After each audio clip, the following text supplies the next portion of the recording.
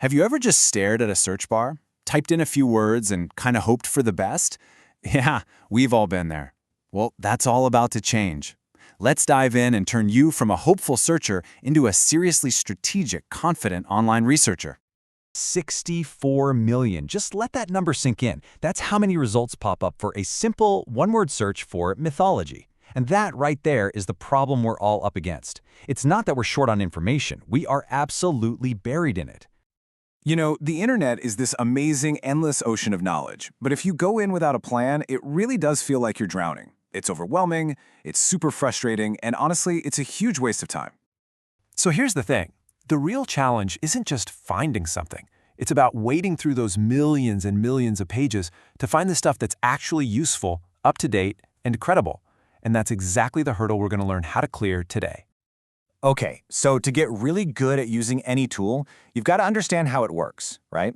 So let's take a quick peek under the hood of a search engine. I promise it isn't magic. It's a three-step process that, once you get it, will completely change the way you search. So first up, you have these little programs called crawlers or spiders that are constantly scanning the entire web, just gathering up pages. Second, something called an indexer takes all that information and organizes it into a massive, gigantic database. Think of it like a library's card catalog, but for the whole internet. And finally, when you type something in, the query processor doesn't search the whole web right then. No way. It just searches that super organized index to find what you're looking for in seconds. All right, now that we've got the basics down, it's time to level up. We're going to move way beyond just typing in single words and into the world of precision searching. Let's start with a really simple but incredibly powerful technique. Just look at the power of two little quotation marks. If you do a basic search for camera instructions, the engine might find pages that have the word camera on them and other pages that have the word instructions. But if you put that phrase in quotes, you're telling the search engine, hey, I want this exact phrase in this exact order. The difference in your results is going to be night and day. This trick is an absolute game changer for finding specific titles, quotes from a book, or even people's names. It's your first major tool for just cutting through all that noise and getting right to what you actually need. Ready for the next tool in your toolkit? Let's talk about Boolean operators. Now that might sound a little complicated, but it's really not. It's just using simple words to give the search engine much more precise commands. Think of it like telling a research assistant exactly what you want and what you don't want. Here's how they work. Using the word "and" tells the engine that both of your terms have to be on the page, which really narrows your results. Using "or" does the opposite. It broadens your search by finding pages with either one term or the other. And "not" is my personal favorite. It lets you exclude stuff you don't want to see. For example, searching "camera, not digital" will instantly get rid of all those irrelevant results if you're trying to learn about old-school film.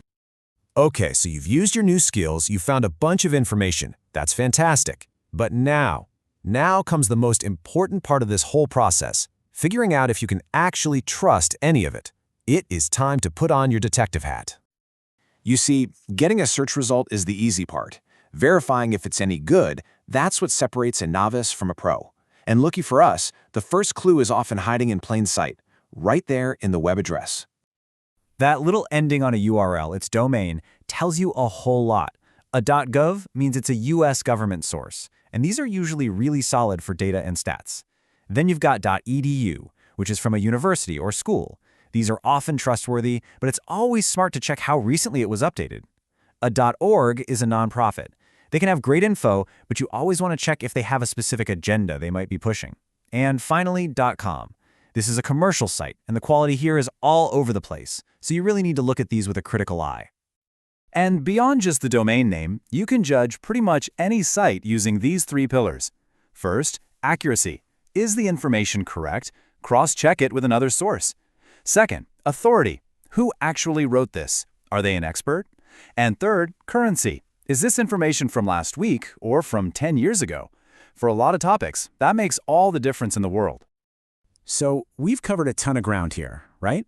From how search engines actually think to how you can evaluate what they spit back at you. Let's pull this all together into a simple, powerful toolkit that you can use every single time you search for anything. So here it is. This is your new toolkit. From now on, you're not going to start broad. You're going to start specific. You're going to lock in those exact phrases with quotes. You're going to refine your results with and, or, and not. You're going to decode the clues in a URL. And you're going to use those 3 pillars, accuracy, authority, and currency, to judge any source like a pro. You're not just searching anymore, you're investigating. You now have the skills to cut through all the digital clutter and find the right information, efficiently and confidently. So the only question left is, what will you go out and discover?